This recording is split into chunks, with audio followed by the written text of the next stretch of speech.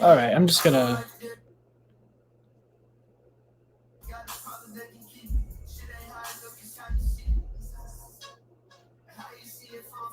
Sorry about that. Wanted to listen a little more Willie. So I got a couple things just to get off my chest before we even get into this episode. Okay, this is the Stat Daddy Podcast, episode 2. My name is Zacc. Welcome back. Okay, or as Nick from BDGE would say, welcome back to the show. But yeah. So I already recorded this episode.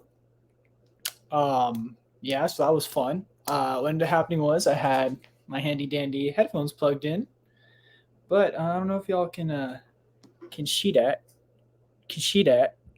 They were broken, so it ended up, just casually ruining my show. Did not pick up any of my audio, so yeah, we're just gonna hop right back into it and do it again. But yeah, before I even hop into that, how ridiculous is this, guys? I'm just gonna get some stuff off my chest, right? Just get some stuff off my chest. Episode didn't work out. Was pretty hangry, pretty upset, angry, hungry. Decided, you know what? I'm gonna get Chipotle with the fam, Gonna get Chipotle with the family. I get my steak bowl with some rice. Extra steak because I'm trying to get them mini gains as much as I can. Tell me why Chipotle. Tell me why Chipotle at like 6 at night, right? They don't close to like 9-ish or something like that, maybe 10 o'clock. Tell me why they're out of not only steak, but also chicken. And then they were also out of, I believe they're also out of like the carnitas. I think they're out of the pork too. Chipotle, how are you operating? How are you up and operating whenever you don't have steak carnitas and some pollo? That's some pollo asada. You know what I mean? Like, I think it's pretty blasphemous. I think it's pretty, and it's upsetting. Honestly, it's upsetting. I know I probably sound like a Karen or Greg or whatever the fuck they call it. But you know what? I guess I just have to move on, right? Just going to have to move on. My barbacoa was fine. Didn't hit the spot, but it was fine. You feel me? But yeah, other than that, night got a little better. I don't know why any of you would care, but something came in the mail. My little Freddie Gibbs 3-pack. I already had these two bad boys, but I hadn't got the 1984 cover Pinata yet, so we out here. Night got a little better. You feel me? Not only did my night get better, but I don't know if y'all could tell, the lighting got a little better too. Shout out to my little brother Alex. Let me go ahead and borrow his ring light. No, I feel like a makeup guru, but oh my god, I kind of need some makeup. I kind of got Zacc going on right here. That's neither here nor there. You guys know me by now. 2 episodes in, feel like we're almost family at this point. I like to talk, but yeah, we're just gonna hop right into it now. So today on this episode of the Stat Daddy Podcast, we're gonna go ahead and be talking about the first week of preseason, not the entirety of it, okay. But as it pertains to fantasy, a couple people that moved up my board, and then if we have a little time, maybe we'll talk a little bit about my Tottenham Hotspurs. I don't know if there's any soccer fans out there. Maybe we'll get into it. Maybe we won't. Maybe I'll forget by then. And anything else I want to really cover? Nah, not really. All right, so we're just gonna hop right into it. So today's episode, I don't have a prompt to be thrown up on the screen for this gentleman right now, but Giants preseason game, week 1. Starters did one drive. They were out there for one drive, and the man I needed like validation seeing was Saquon Barkley. You heard me. Saquon Barkley, because he could take you to new heights, I should say. My man's was going at the end of the second round, early third round, up until this game. Yeah, there's no reason waiting to taking him there. Shit, man. Saquon's looking like the real deal. Okay? And trust me, the Giants really, really, really want to use him this season. Okay, so I know a lot of you before I even start explaining a couple little things, a lot of you are like, "Yo, it's just the preseason. What does it matter?" You know, a bunch of teams aren't even putting their starters out there. Blah blah blah blah blah blah blah. The preseason is actually way more. The fuck is on my arm? What the fuck? Sorry. So the preseason is way more important than y'all would actually think. Okay, it is. That's my deodorant. All right, we're good. It's just my deodorant. Anyways, the preseason is way more important than you think. Okay, it's not necessarily the production that the players get out of each play that they're on the field, but instead it's more like the thing that's the most important. I would say would have to be the snap counts and who's out there with the starters, and or who is resting with the starters. So from my man Saquon, he was looking nice. He played 12 snaps with the first team. The first team was out there for only one drive. Okay, out of the the 12 snaps, my man Saquon carried the ball 4 times and had one target in the red zone. Okay, production wise, okay, whatever. Maybe it wasn't like the greatest display ever. I mean, come on, it was a preseason game. But for one, he was getting off the line of scrimmage really well. He was getting through the line of scrimmage, getting through defenders. And on top of that, my boy ran 7 routes. He ran 7 routes on the first 12 snaps. I already know what you're going to say. God, it's just week 1 of the preseason, whatever, blah, blah, blah, blah. But honestly, that's some pretty mean production. Like that, or it could translate into some pretty mean production once the season starts. I mean, they've been talking all offseason about how they want to get Saquon involved way more in the passing game. They want to get him out in open space, blah, blah, blah, blah. You know what I mean? But my goodness, were his routes crispy. He was running all different routes across the field. You feel me? And like I said, he only got targeted on one of them. But the fact that he is running routes shows that they have intent. Like he's an option. They have intentions of using him. He's not just pass blocking or whatever the hell. Like I said, he also carried the ball 4 times, which is cool. We already knew Saquon was going to get his carries. And honestly, this backfield, I don't see too many people threatening his production at all, which has also been the case the last couple of years up until injury happens. So Saquon Barkley, I'm taking him whenever I can, honestly. Maybe not necessarily in the first round, with some guys in particular still there. But yeah, Saquon Barkley, real deal. I'm taking him with my second overall pick if I can. That man is going to win people some championships, especially with the leagues that aren't as sharp and are still nervous about the guy, who thinks he's very injury prone, So, yeah, Saquon Barkley could be a league-winning value this year, which is crazy because he was going top 5 last couple of years. So, yeah, I sound so I don't want to say it out loud, but I'm going to say it. I'm all in on Saquon Barkley this season. Okay, so yeah, let me go ahead and for the next few gentlemen, I have a couple little banners I can throw on the screen, or maybe banners? No, not banners. Overlays. Yep, I'm getting better with this whole StreamYard thing. Yeah, so let's see. I guess we'll move on to some Lions snap counts. Okay.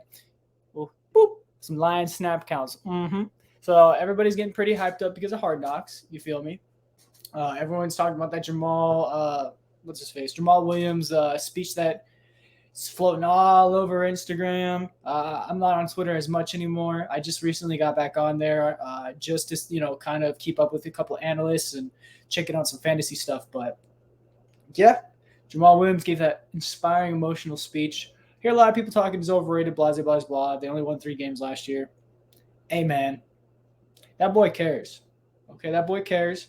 And on top of that, I think people are underestimating how good of a football player he is and how good he will still be for fantasy. I don't want to like say like I'm all in like on him like I am on Saquon. But I think that there's going to be more of a committee than people anticipate when it comes to DeAndre Swift and Jamal Williams.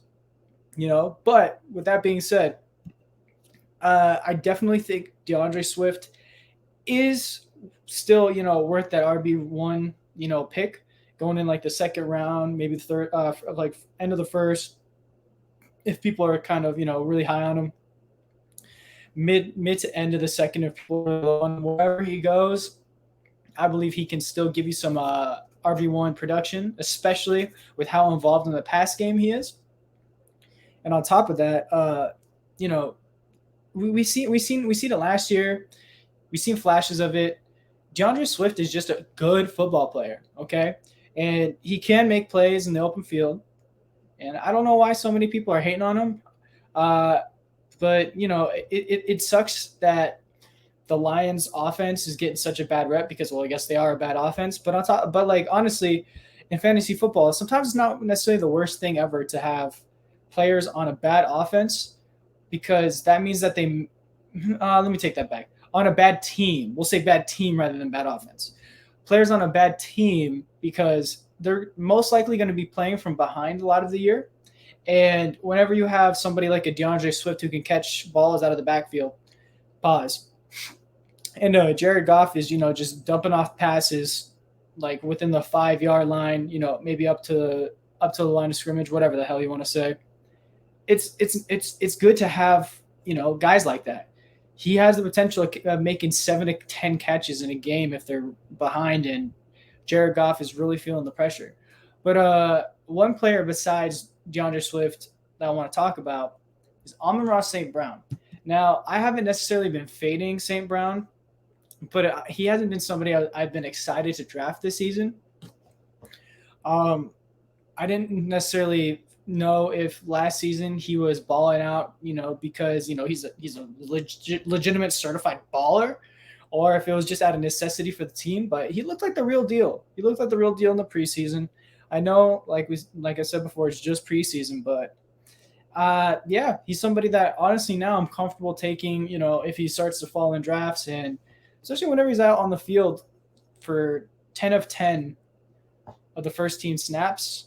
DJ Chark was also out there on the field with him. But I think Amon-Ra St. Brown is the top guy, like without a doubt. And a lot of people are slandering him as well, and there's not really a reason to anymore, including myself. Sometimes I say some stuff, say some stuff I don't mean. Okay. But all these guys are in the NFL for a reason, and Jesus, Amon-Ra St. Brown looks like he's only going to be improving the next couple of years. So Amon-Ra St. Brown, fire him up. But moving on. I don't want to spend too much time on too many players. I have a tendency to talk a lot, so we're just gonna hop right into the next one. So I guess the next team, not necessarily just dude, but the next team I want to kind of talk about, it's gonna be the Eagles. Shout out Keith. Shout out my boy Rico. Shout out my boy Jared from way back in the day. I remember you, Mr. Homawi. I remember you. Eagles, man. Sheesh. Jalen Hurts. Now, Jalen Hurts is somebody I was kind of nervous about coming to this season. During the offseason, we're hearing all these different things about how Jalen Hurts looks way more accurate. He looks way more comfortable. He's making way better decisions, not only in the pack. Sorry, it's like damn near 11:30 at night. I'm exhausted. We're talking about maybe a couple sleepers right now, but I'm the one who's sleepy.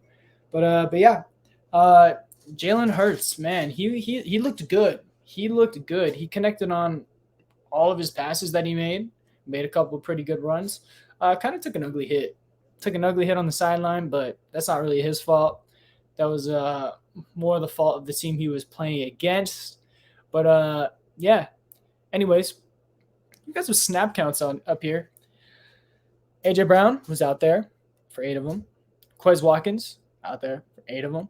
Miles Sanders, somebody that was very, very hyped, and then all the hype died because he had one pretty down season. Didn't really go his way between injury and just being in the doghouse, whatever you want to say. But Miles Sanders, he could make a return this year. Could be a pretty solid RB2, RB3. So Miles Sanders is that guy. But Dallas Goedert, okay. Something I need to say, right? So Dallas Goedert is somebody that for the last couple of years in fantasy football, we've all been saying, hey, once Zach Ertz leaves, Dallas Goedert is that guy. He will be top dog. He will be that guy. And now that Zach Ertz has left, Dallas Goedert just isn't getting any hype at all. I mean, he's not really getting slandered either, but you can get him in like the 8th to like 12th round of drafts, regardless of like how many teams are in your league.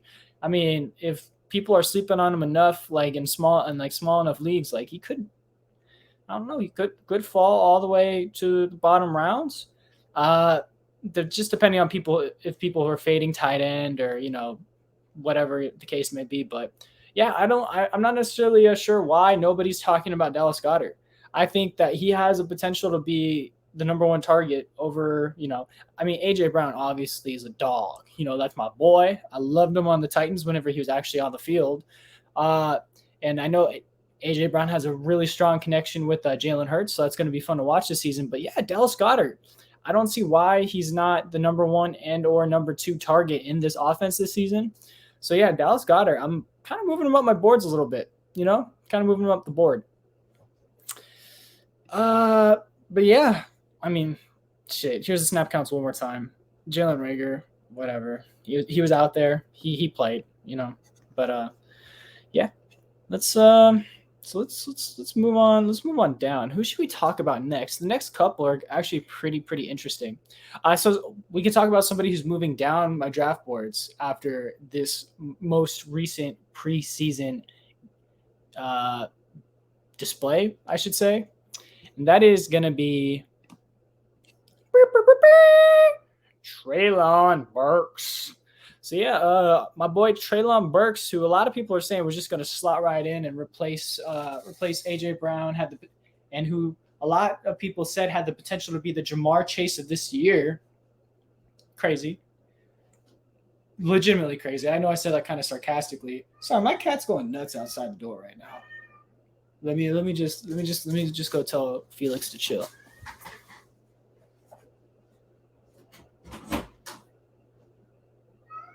No, I'm sorry. I'm recording right now. Maybe in a little bit. Yep. Sorry, brother. Sorry, y'all. Not even really my cat. It's my sister's cat. He's a freaking menace. He's a menace. Probably the reason why my insomnia has not gotten any better. Be nipping at the door at 3 a.m. You feel me? Meowing his little booty off all the time. Scratching on the scratch post that's out there. Anyways, regardless, we're just going to continue. But yeah, Treylon Burks. Really bad sign for my guy, as you can see by this tweet up here by my boy Adam. But yeah, Titans rested all their starters, which was obviously Robert Woods. And dude, whenever you got Nick rested before you, I mean, come on, guys.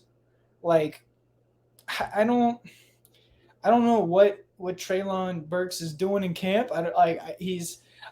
There's been reports in camp that he has bad work ethic, blah, blah, blah, blah.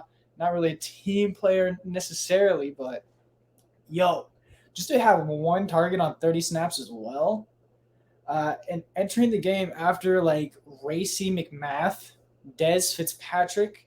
I mean, Kyle Phillips is a dog. He probably has the slot wide receiver role locked up, which isn't too difficult, especially like for the Titans whenever they don't really have many weapons besides their big body back, Mr. Derrick the Quads Henry. I mean, oh my God, that guy is an anomaly. They're probably going to give that man 60 carries a game and right until the wheels fall off. But anyways, yeah, Treylon Burks. A lot of people are saying, hey, this year's Jamar Chase. I'm sorry, but I don't see it. I legitimately don't see it because, he's not even out there with the first team. And, kind of need to get targeted, to like catch the ball. So yeah, Treylon Burks, my boy, probably like a great talent regardless. But I mean, like if you don't have the work ethic in the NFL, or if you're not doing something right, you're not going to play. Just straight up. I mean, we saw with Brandon Ayuk last year. He was in the doghouse for bad work ethic and whatever, having training camp problems. And my boy was in the doghouse with Shanahan for how long? Like the first half of the season, even after having an electrifying rookie season. So, Traylon, get your stuff together, my guy. Ooh, my hairy knee. Ugh, my hairy knees in the shot. Apologize, you guys had to see that. I'm just going to go back to sitting up somewhat straight. All right, but yeah, moving on. Since I mentioned a 49er, we might as well talk about the 49ers right now. So the 49ers, that boy Trey Lance, chef kisses. Okay, chef kisses. So I'm not necessarily going to be talking about the preseason at first because I want to try to I think I have it remembered or memorized. Remembered. I had it remembered. Yeah, but I mean my guy Trey Lance last season in 2.5 games. In 2.5 games, Lance ran the ball 31 times. 2.5 games ran the ball 31 times. If you were to extrapolate, I believe is the term, extrapolate that to a 3-game sample size, it would have equated out to, I believe, 37 rush attempts. So 37 rush attempts, 3 games. I don't care who you are.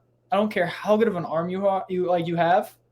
And trust me, Trey Lance has a freaking cannon. My boy can air that bitch out. I expect Brandon Ayuk to be cradling passes all season long downfield. But anyways, any quarterback who's rushing for more than 10 times in a single game has such a nice floor just automatically built in to his week-to-week value that it's hard not to see him be a huge player in fantasy, regardless of if it's a 1-quarterback league, a 2-quarterback league, a super flex league. Like I said, regardless, Trey Lance is going to be a baller, and whoever drafts him this season is going to be very, very, very happy that they did. Trust me.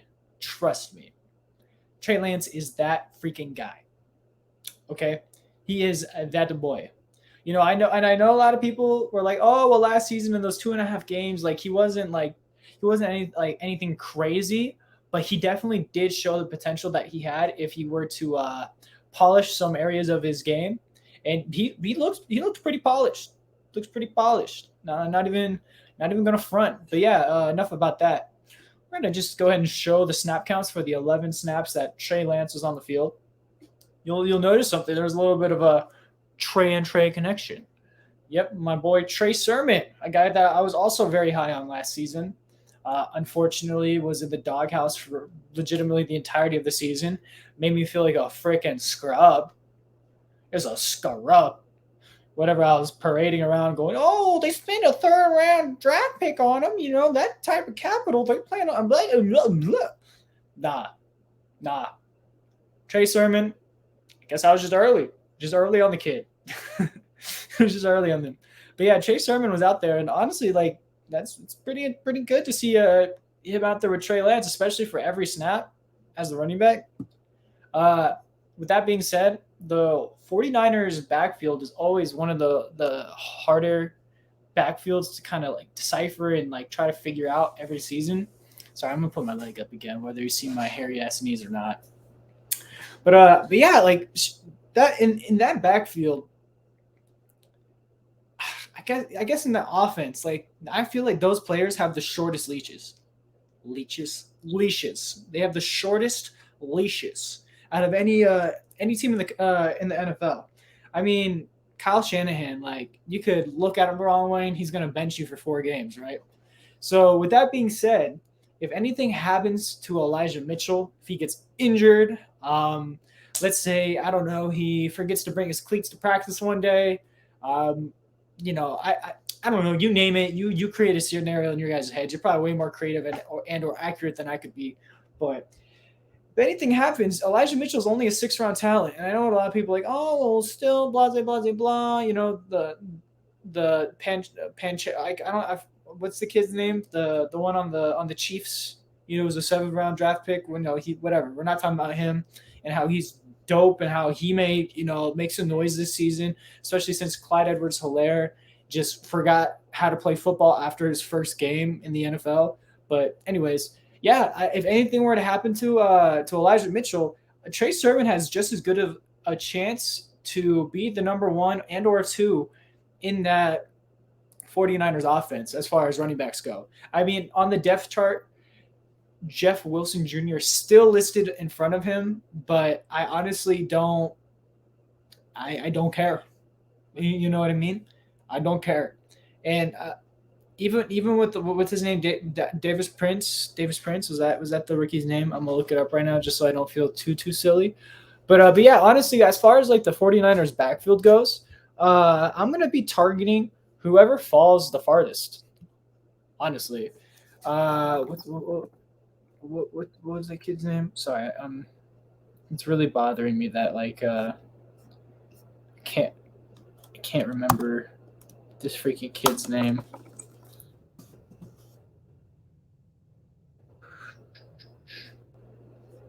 Whatever, fuck it. I don't even care. I don't even know what to look up. It's damn near midnight almost. My apologies, y'all. But anyways, my whole point is like, as far as the 49ers are concerned, if you're not taking Elijah Mitchell at like a couple round discount, if he falls in your draft, I would honestly just wait and draft the backup of like any of the said backups, quote unquote backups in this field, in this backfield, because you have a good chance of hitting on any of the three people behind Elijah Mitchell. So yeah, that's my little piece about that. Trey Sermon kind of fell off a lot of people's radars and could potentially be back in 2022/2023. But yeah, so moving on from Trey and Trey, we're gonna talk about Travi and Trev. Yeah, Travi and T-Law. I mean, potential Superflex league stack. I don't know. But yeah, Trevor Lawrence played 25 snaps, which is actually a lot. Now I'm really thinking about it. He played 25 snaps in this preseason game. Obviously, James Robinson didn't play, still nursing that Achilles injury.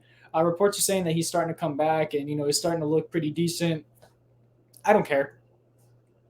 Sounds crazy. Everyone's like, oh, well, James Robinson the last 2 years, he's been so dope, blah, blah, blah, blah, blah. Great fantasy player. Yeah, ladies and gentlemen, I know. I drafted him last year. I had him the year before as well.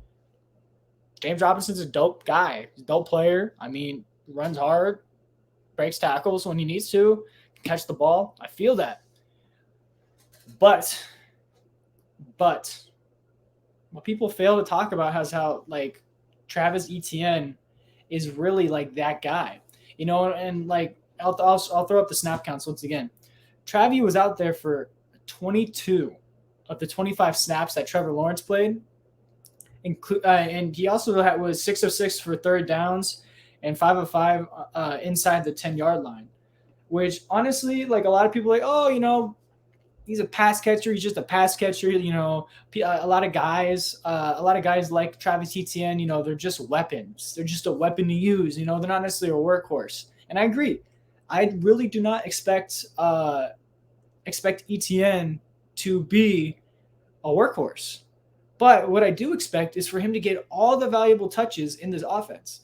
Like, there's a reason why they brought him in and paired him up with Trevor Lawrence. Like, they want that connection that they had back in college to be reignited. I mean, this dude went nuts, absolutely bonkers in college. Let me look up what his numbers were his senior season. Travis Etienne, college stats, college stats. Let's go sportsreferences.com. Yeah, my boy, let's see. My boy only played 12 games. He only played 12 games. Had 914 rushing yards. He had 600 receiving yards. 600 receiving yards. Okay, he had 1,500 total yards and 16 touchdowns in 12 games. That's in 12 games. That's fucking nuts. And I know what a lot of people are going to say, like, oh, compared to, other people like Damian Pierce, for example. Damian Pierce could have had 1,800 to 2,000 scrimmage yards and 20 bajillion touchdowns if he didn't get injured his senior season, blase, whatever. Yo, Travis Etienne's like legitimately that guy. He's legitimately that guy. In like 3 less games than he had the 2 previous years on 40 less carries and like all that jazz. My boy was out here, okay? For somebody to have 48 catches in 12 games in college football.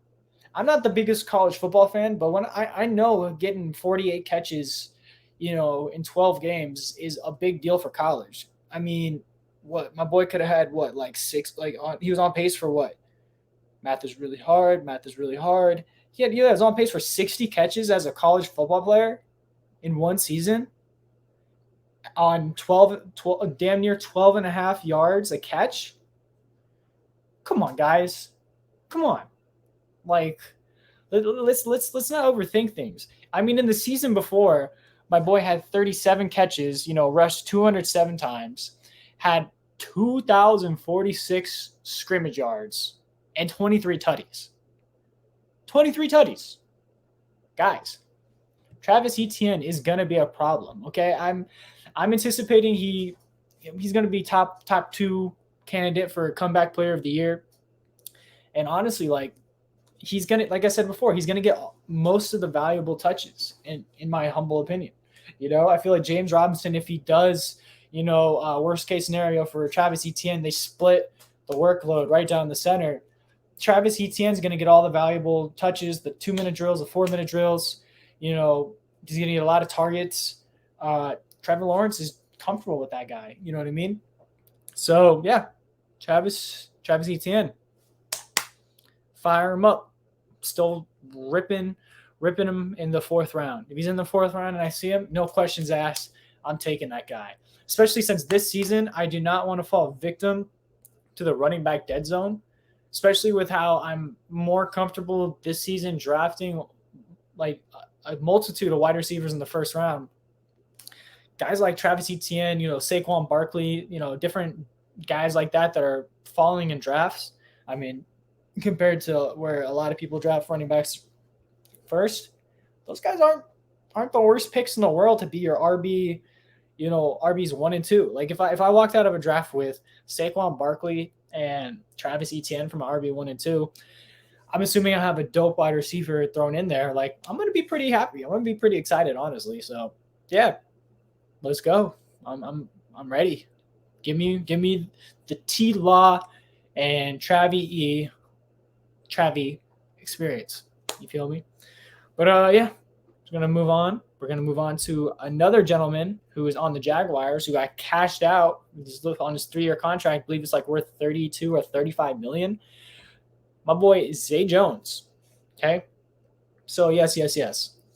I am very, very, very well aware that Christian Kirk wasn't playing, and I fully expect Christian Kirk to be that guy in the slot this season. Super underrated, going under the radar in most fantasy drafts as well. Christian Kirk is going to be a dog this season. But Zay Jones had a little mini breakout with the Raiders last season. He's putting in work. I don't know his stats off the top of my head, but yeah, Zay Jones, they paid the man. He was out there for every snap. Yeah, every snap with Trevor Lawrence was out there. So being the wide receiver 3, realistically, possibly the wide receiver 2 if, Marvin Jones were to start taking a step back this season or something were to happen to him. Zay Jones could be like a nice little flyer in like late round flyer in best ball leagues, for example. It's, I don't know, it's worth the risk in my opinion. As far as redraft leagues go, he's going to be on the waiver wire most likely. But if he were to break out with the Jaguars and move in from, just somebody who comes in on the wide receiver 3 sets or just to give somebody a break, I don't know. I wouldn't be surprised if he really made some noise this season, whether it's fantasy related or not. So shout out Zay Jones, one of the only players on the Raiders last season that seemingly didn't get arrested or, fuck up their life somehow. So yeah, shouts out Zay Jones. He looked pretty dope as well. But yeah, did I pretty much cover everybody?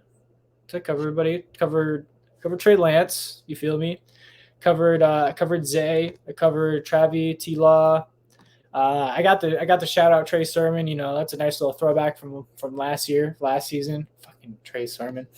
Uh, Bobby Trees, Traylon Burks. Yeah, I mean, give me all of Robert Woods. I mean, he is going to be the one that gets funneled targets this season. I mean, Derrick Henry. If Derrick Henry starts catching passes out here, oh my God, he will be the biggest steal of the draft. Especially whenever he's already carrying the ball 90 times a game. I mean, might as well just run Wildcat with the man. Why even have a quarterback out there at this point? We talked about the Lions a wee bit. You know, Amon-Ra St. Brown. Talked about DeAndre Swift. Jalen Hurts in Philly with A.J. Brown, Dallas Goedert. I mean, those guys are most likely going to be a problem. I mean, I'm really excited to see the offense actually start really firing on all cylinders and clicking. All my worries about Jalen Hurts as a quarterback have ceased. I know it's a little like talking about one preseason game, the first week, all that jazz, but I mean, snap counts matter. Snap counts matter whenever it comes to who's out there with the starters. Generally, the starting quarterback. So that's a big deal. Big deal, people. Big deal. Is there anybody else I really want to talk about? Really want to shout out right now? Sorry, I'm running through this episode, guys. Like I said, I recorded it previously, like a couple hours ago. Went a little more in depth with a lot of these players. Had a little more energy then too, you know. But hey, you know, audio didn't work out. Life happens, but no excuses. Got to put an episode out this week. Should we talk about Tottenham? I know most of you guys don't give a fuck about English Premier League. That's probably aside from Chaz's little brother, but sorry, I'm not going to refer to you as Chaz's little brother besides Mark. But yeah, Tottenham Hotspurs. Let's fucking go team. First game of the season, 1-4-1. A pretty comfortable victory. But yeah, the handshake heard around the world. Oh my goody gumdrops. That Chelsea game was super heated. You know what? Yeah. Let's talk about Tottenham for a little bit, actually. Because for one, Human Song, I love you. I loved you when you were in the German league, in the Bundesliga. You were a fucking speedster, torching people, super underrated. I'm so happy that we have yours in our club. Really, really happy. I mean, Harry Kane obviously is a boss. You know, I shout out my homie Felix from high school. We're up in the game like Harry Kane. You know, we made a rap about him, but yo, son is that guy. He's that fucking guy. Like legitimately. I mean, to also be scoring what was it? Almost all of his goals like last season were from play, like in play. There wasn't even penalties like included for the majority of them. I mean, holy smokes. This man can do it. He can really do it all. But yeah, we're not going to be talking about that. We're going to talk about this Chelsea game, this game too. Harry Kane's heroics at the very end of the game led to us getting an undeserved point, an undeserved tie. And I know what a lot of you Americans are going to say. Oh, you know, how good can a sport be if the game can end in a tie? Bruh. Brother, oh brother. Trust me. It was such an exciting game to watch, especially being a Spurs fan, because we didn't deserve any of it. Okay, we should have we had two separate instances where I for sure thought we're gonna have somebody sent off the pitch, where I thought a red card was coming out of the ref's pocket. You feel me? But we got away with murder. Chelsea honestly got screwed on a lot of calls. I'll be the first to say it. But you know, at the very end of the match, if you guys haven't seen it already, I'm too lazy. I'm about to turn the stream off. I'm too lazy to search it up right now. But yo, Conte and that German bloke who's coaching for Chelsea, winning for the handshake. You know, like this is Conte. You know, this is a German bloke, or this is Conte right here, the Spurs manager. For those of you who don't know, German bloke, shake hands. German bloke would not let go of Conte's arm. You know, they start to get the shoving, then all the players coming around, start mobbing each other, and looks like a mosh pit. You feel me? Looks like a little pimp show from like 3 years ago, I don't know, 5 years ago, got 30 people in the crowd. The decline was already coming on, but just fuck you, no, fuck you, mate. No, fuck you. It ain't safe in these ends for you, mate. Fucking Human Song's probably just on the side chilling because he's smart. Why get wrapped up in all that? Actually, catch a cleat to the back of the clavicle or some bullshit. You know what I mean? So yeah, that was kind of crazy. I mean, and then the German guy, the German coach, like bragging about it in the post conference, like, he's fucking, like, you see me, grab his hand, you see me search, you try to show sportsmanship, and I just I would have thought he was Austrian, he was out there like Arnie, Jesus, but yeah, Tottenham. Let me check the table right now. Fuck it, we're gonna look some shit up right now. EPL table. Huh. Okay. We finished show my screen right now. Oh god, here we go again with the bullshit ass technology. That's my settings. That's not what I wanted. Boop, boop, boop, boop. And there it is. EPL table. Aha. You see it. You love to see it. I mean, Tottenham, nothing new. Fucking fourth place. I know it's like the second game of the season, but like, to draw with Chelsea, whenever we played as shitty as we did, because I'm gonna be real with you guys. I'm gonna keep it a buck. Like, we deserve to have like 2 red cards that game. I mean, we were getting away with fucking murder. I mean, Chelsea had a few things go their way, but they got more screwed on the shit that got let go than Spurs did. I mean, come on. Like, we really did not deserve to win that game, as I said before. But I want you guys to notice something.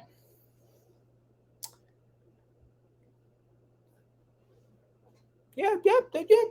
I'm not tripping, right? Man City won. Okay, anticipated. Arsenal 2, really fucking bothersome. Really bothersome, especially as like a perennial 4th place candidate every season. Really hurts my fucking feelings that they're, looking really nice right now. I mean, Mikel Arteta is really turning that squad around, and it pains me to say that as a Tottenham fan, because if you know anything about the Premier League, they're bitter rivals with Tottenham. Chelsea, Arsenal, and Tottenham just fucking hate each other. It's kind of like Man City and Man U, but like, in my opinion, worse. Just hate. You get the point, right? Number 3, Brentford is up here. So here, let me go back to the Google tab, right? Who has Brentford played so far this season? Oi, mate. Who has Brentford played so far?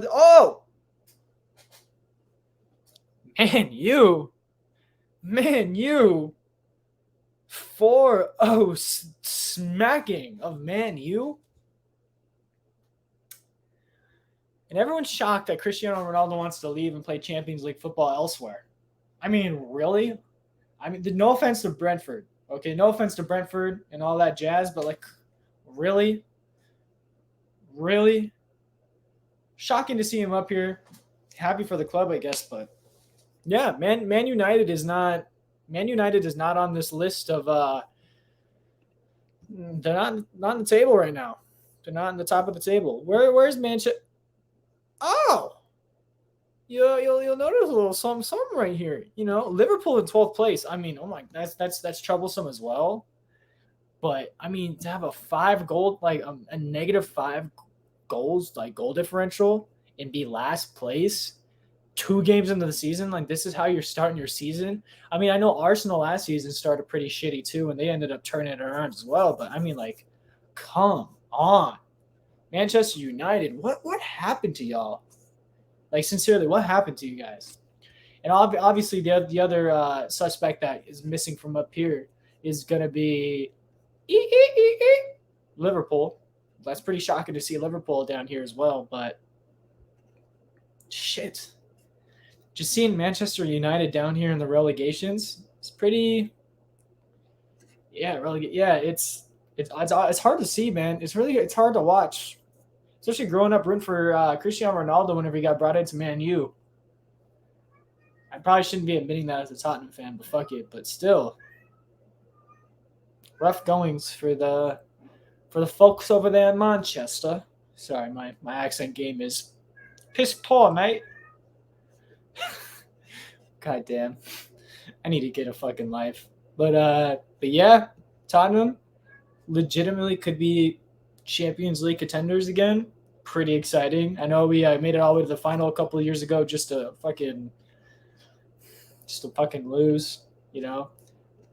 All my favorite teams, the fucking Suns, Spurs, you know, the Tottenham Hotspurs.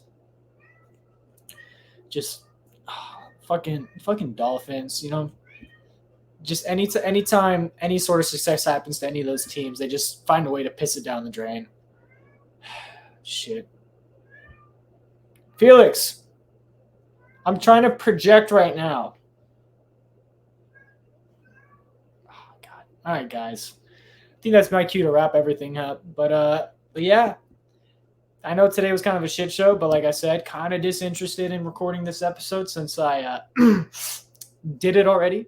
You know, that's why I kind of threw in the Premier League, you know, breakdown at the end here. Not really a breakdown, just me kind of rubbing it in people's faces that Man U's at the bottom and Tottenham's doing decent so far. I mean, tying with Chelsea, like I said, after not deserving a fucking point, not deserving a draw. Let alone, you know, we didn't win obviously, but we fucking deserved a loss. We deserved a big old fucking 0. What would that put us on in the table? Right now, we deserve to be. Yeah, probably like 9th place. Probably 9th place right now.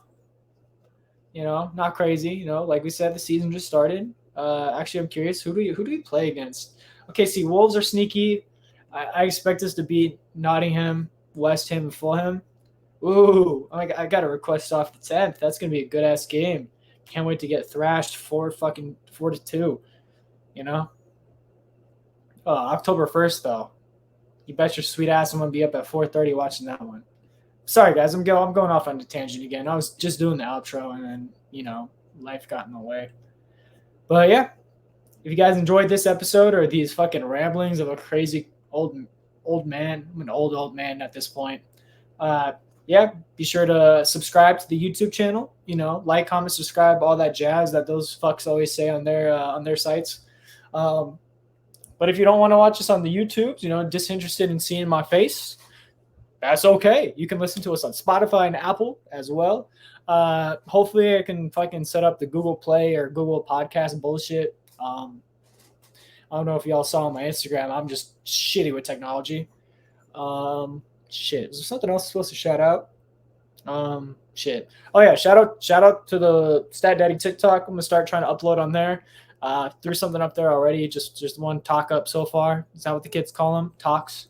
Got a talk up already. But yeah. You know, keep in touch. Tomorrow. Tomorrow I'm gonna have Chaz from the Big Bet Sports podcast coming on. We're gonna be doing fantasy football mock draft, maybe two. Okay. Hopefully I can convince this man to put up with my ramblings for 45 minutes so we can do a regular 1 quarterback league, PPR, and then maybe get jazzy with it, do a super flex, you know, do a nice little super flex mock draft. Maybe a tiered PPR mock draft. Maybe I'm speaking gibberish to y'all. Might as well be speaking some Japanese right now, you know, nani? I don't know. Sorry, guys. But yeah. Be sure to check in with us. I'm going to start uploading at least 2 episodes a week. I don't know what fucking days, but I can assure you you're going to see my dumbass face rambling about sports until at least until basketball season comes and I can actually start making some money again. But yeah, thank you all for tuning in, and peace, love.